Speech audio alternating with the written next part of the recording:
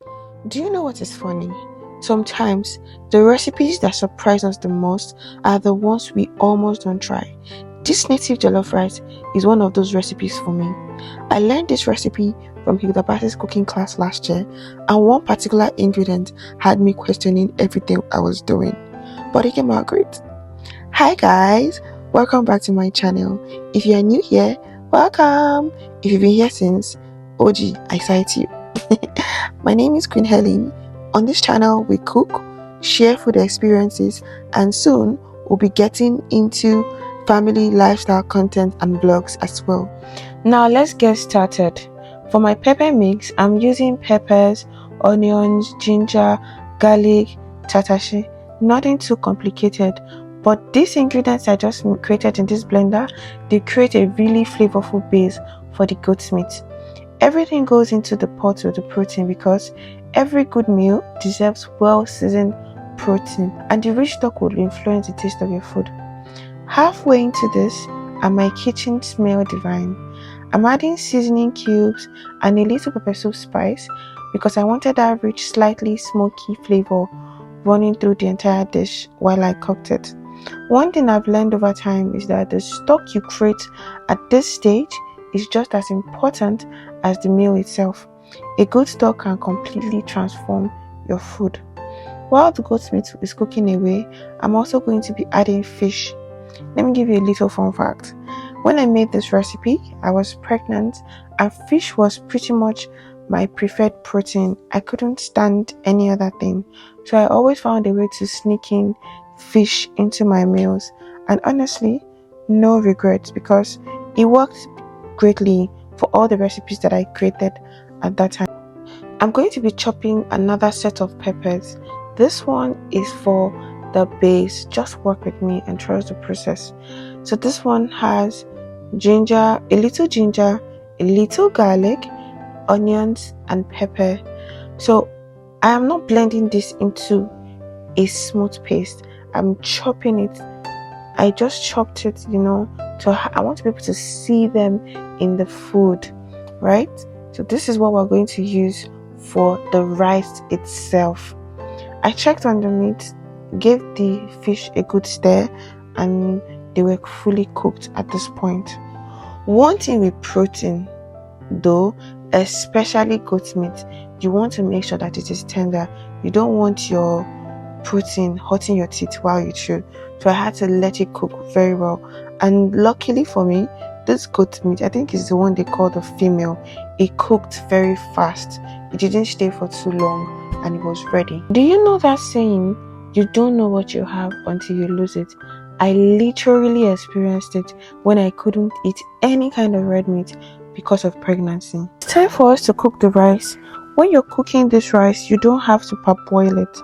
So for any of your jollof rice, you don't have to parboil it. Just wash it thoroughly and you are good to go.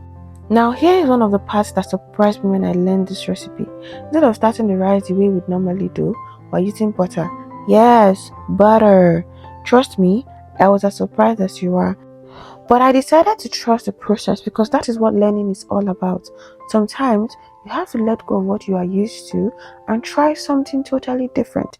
So the butter goes into the pot, followed by onions. You saute the onions a little bit, and then you go in with a little pepper mix that you did for the goat meat. You don't need too much of that blended mix, just a little is fine. Add the rice and continue to fry it. Now I was supposed to add fresh curry leaves while I was frying the onions and the pepper mix, but I totally forgot that, so I skipped that part. But if you can, please do it. Keep stirring and frying the rice gently, not burning it. You have to stand with the rice and keep stirring it so it doesn't burn. I stirred it longer than I should in the video. I had to cut that part out so that the video does not become too long. Just allow it to toast slightly, and then you add the goat meat stock. If you've been cooking for a while, you already know this is where the magic starts happening. The stock carries all the flavor from the meat, the spices, and everything we've built so far. I add a little more water and allow the rice to cook, and then I turn and stir it and give it a good mix. I'm using a wooden spoon so that my food does not burn.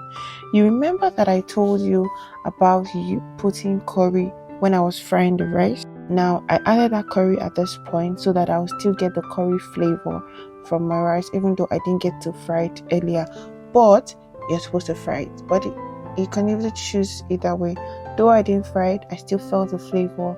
This is all just building flavor for your meal. The rice is cooked at this point, so I'm going to set that aside and move on to the next stage. In another pot, I'm adding red oil, then goes in the meat and fish. I'm going to let them fry for a bit, not for a long period of time, just to have that red oil taste in it. And while this is properly fried to my taste, I'm going to add the mix, the blended mix that we made and set aside. We're going to be adding it at this point. We give it a good stir, fry everything together, and then we add our other obstacles. Now here is where you go free fall. If you want, you can add eggs, fish, bomo. Some people add shrimps, cow leg. What's the other one? Snail.